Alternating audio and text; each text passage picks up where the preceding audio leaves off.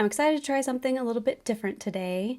I don't think I've done any videos that are specifically focusing on one genre so far. I know I did like super specific genre videos in the beginning, but nothing like this. So let's dive in.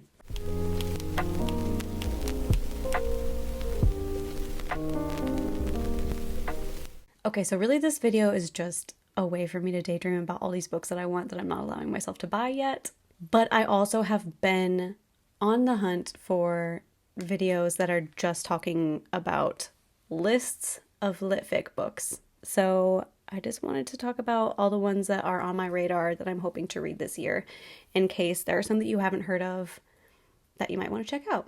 I usually add things to my wish list or impulse buy them based off of like one hyper specific thing about the book, not the synopsis, not the author, not the overall opinion. There's usually one little thing that just latches in my brain and I'm like, oh, that I want to explore that.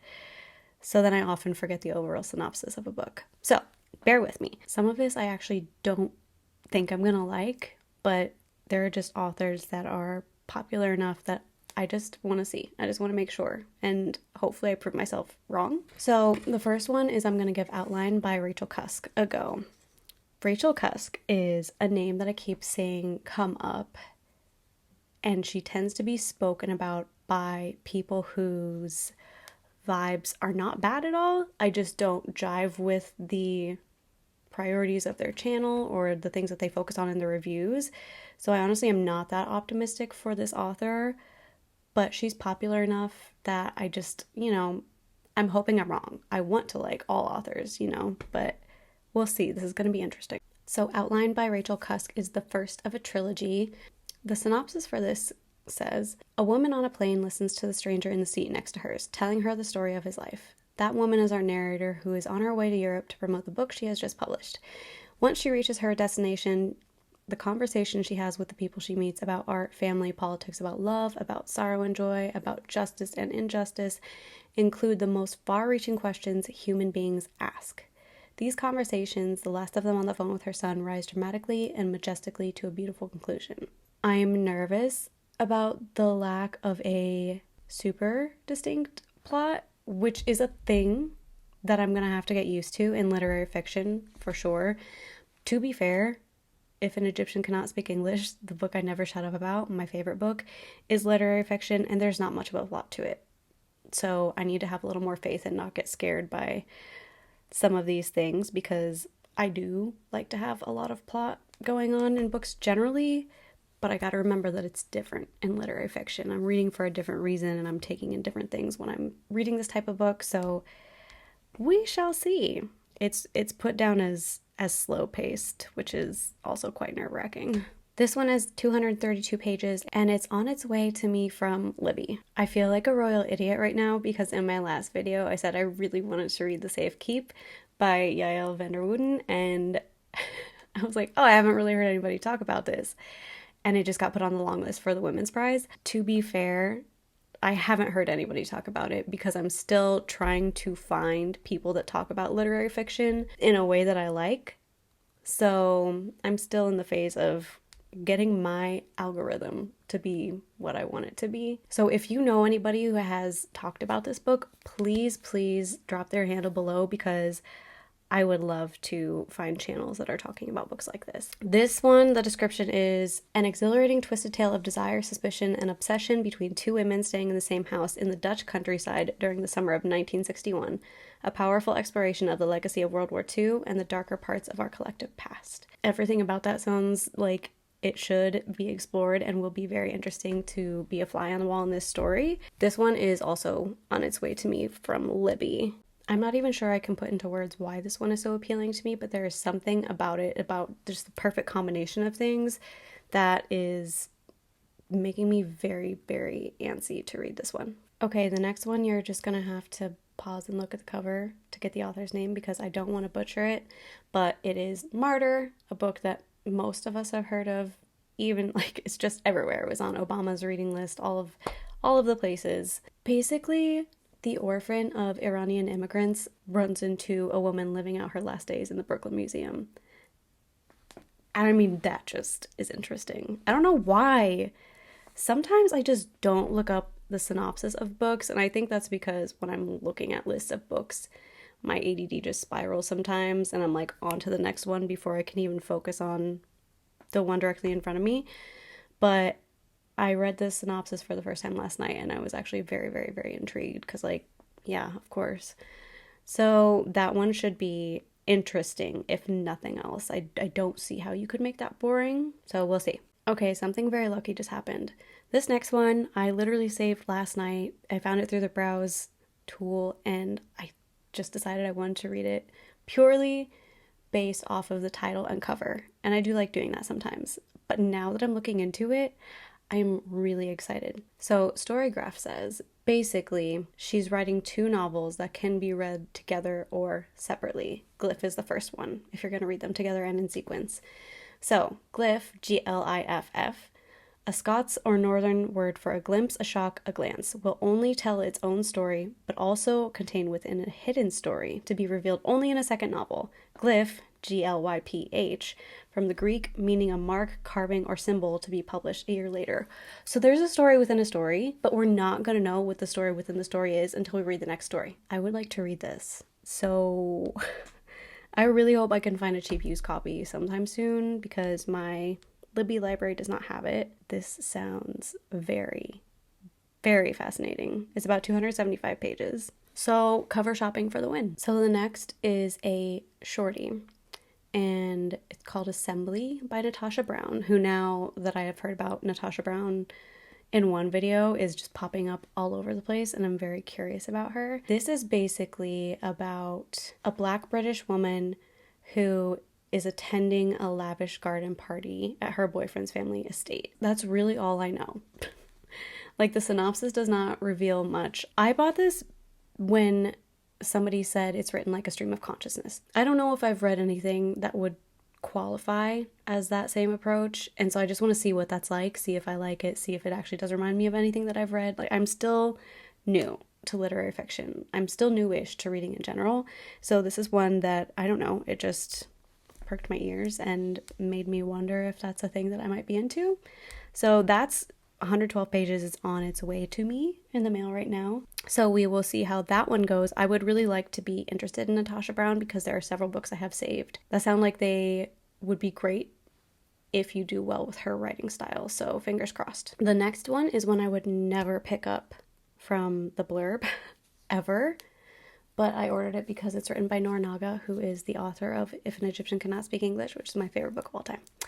So I have been actually putting off reading this because it's like, you know, you shouldn't meet your heroes because I always just turn out to be the worst. I'm just scared that I won't like it at all. And I hold Noor on just like such this high pedestal because If an Egyptian Cannot Speak English was just such a game changer for me. So I'm nervous, but also very excited. The short blurb basically says this is a novel about a young woman's romantic relationship with a married man and her crisis of faith. Crisis of faith, not something I ever want to read about.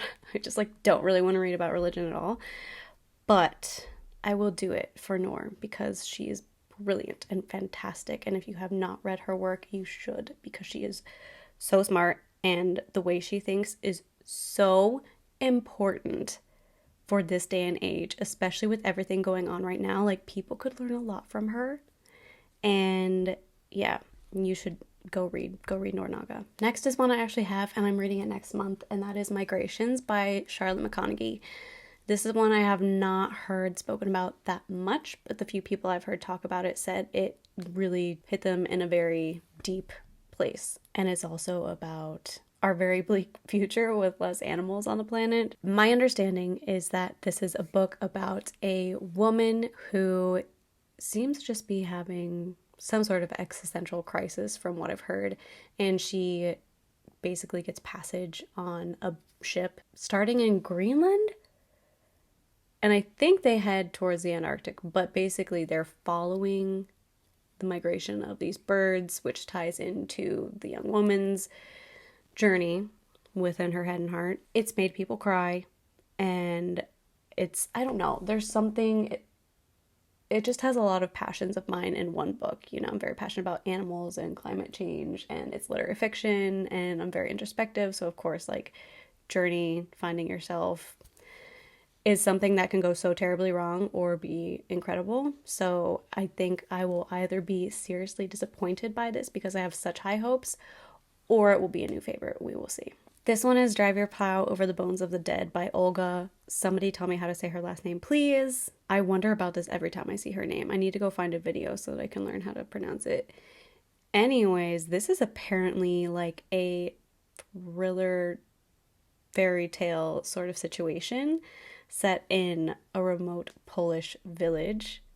There is an introvert who gets along better with animals than people. I think she's disregarded by a lot of the village, but is actually very intellectual and intelligent and just keeps to herself about everything. And when one of her neighbors dies, she kind of tries to figure out what's happening, but nobody's really listening to her. This is giving me like historical Murder, She Wrote vibes. I'm gonna geek out potentially reading this book, but it's also literary fiction. This sounds like it's gonna be wild. And if all goes well, I know she has a lot of popular books that I could explore. So it's another one that I really want to like the author because I keep seeing multiple books of hers all over the place. So the next one is gonna sound awful because of the title. And part of me wishes the title was less jarring, but at the same time, I'm sure there's a very good reason for it.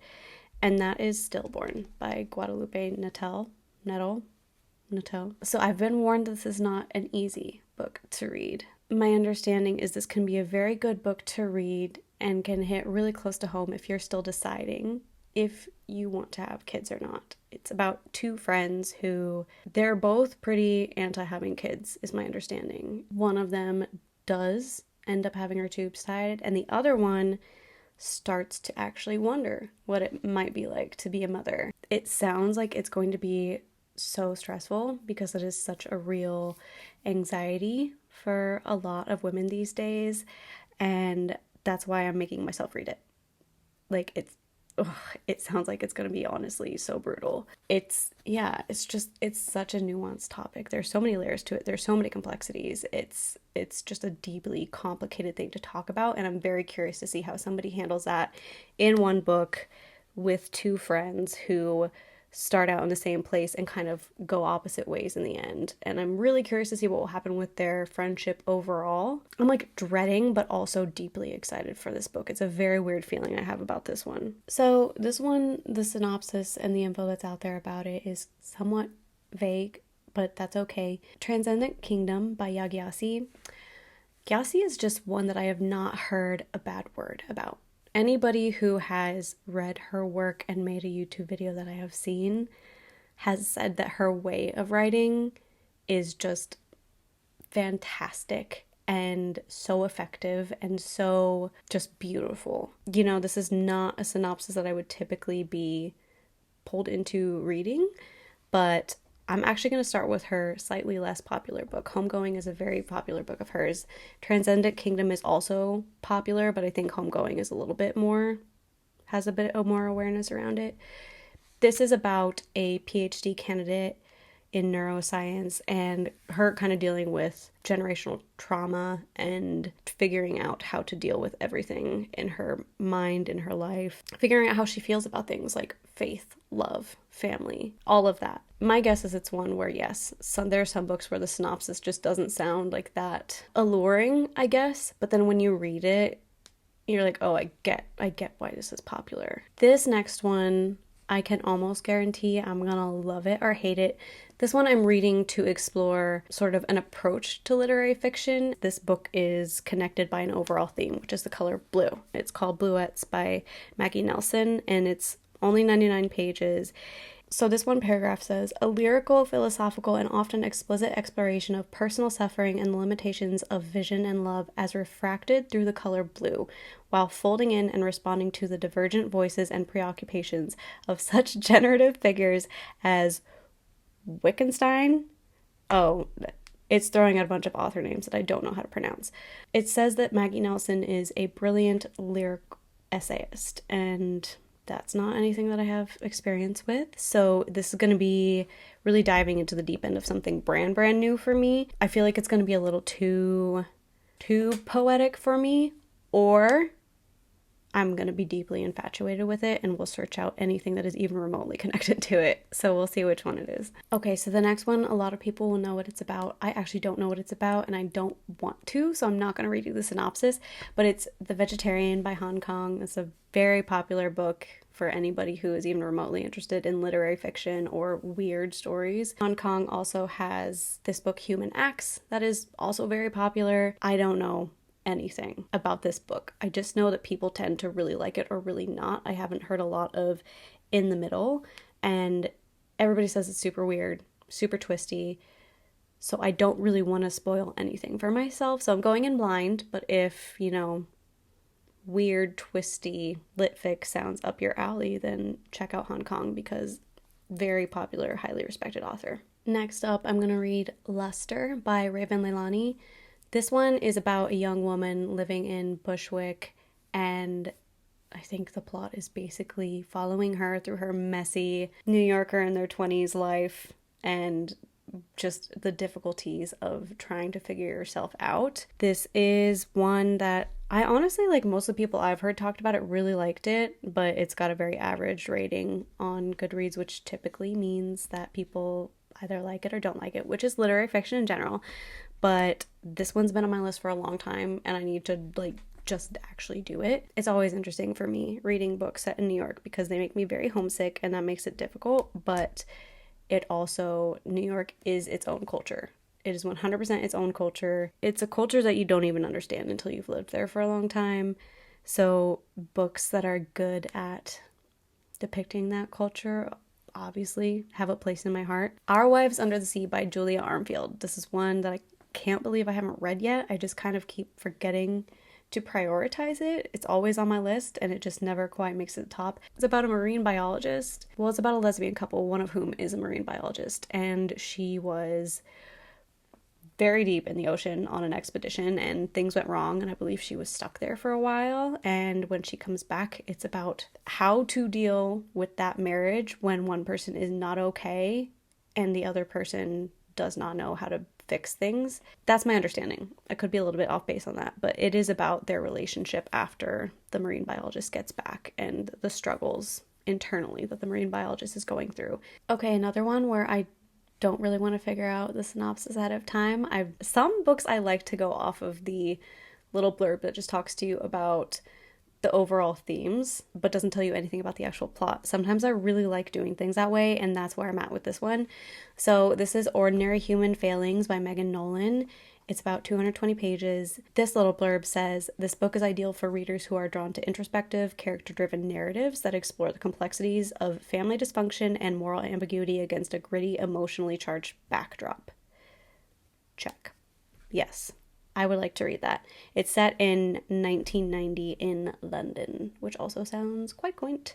So I'll be giving that one a go. Interesting. For fans of Shuggy Bane and A Little Life. That makes me question this because I don't know how I feel about A Little Life. I have very mixed feelings on that book, but it's definitely not like a comparison that I would want to be made to a book that I was about to read. This is an epic and heartbreaking story of a young friendship set in working class Dublin in the 1980s. That part is very appealing to me. I am a sucker for, like, Irish history. Juno Loves Legs is the story of two teens labeled as delinquents. Juno and Legs grow up on the same housing estate in Dublin, where spirited, intelligent Juno is ostracized for her poverty and Legs is persecuted for his sexuality. They find safety only in each other. There's a lot more to read about it, but that's where I'm going to stop because I'm happy with that. That already has me very curious. The last one is actually a book that is on my 25 books for 25, and that is First Love by Lilly Dancyger. This is about friendships as first loves in your life. It's about how friends are the first people that you actively choose to take space in your life. I am in love with this cover. It, like, takes me to very specific memories of mine in New York, and the only reason I am not actively reading this right now is because it's newish and it's popular, so I can't find a cheap used copy of it at the moment, but it will happen. and I hope that I love it as much as I want to love it, because this sounds really amazing and I love that focus. I would say this is one of the ones I am most excited for on this list for sure. Okay, that's where I'm gonna stop myself. Not too shabby. It's so hard. I just have so many books that I want to read this year. I want to read a lot more fantasy. I want to read a lot more literary fiction. I want to read a lot more nonfiction. I just want to read more, and I have less and less time. But I am excited. I have like 4 of these on their way in Libby. I have 1 that's already on my shelf from Libby, and then like 2 of these are in the mail. 1 of them is on my shelf. So, you know, like I'm in a good place with it. I would really like to get this whole list finished this year, but that is my list. I will report in my wrap up videos how it's going when I get a few of these knocked out. Migrations will be happening soon.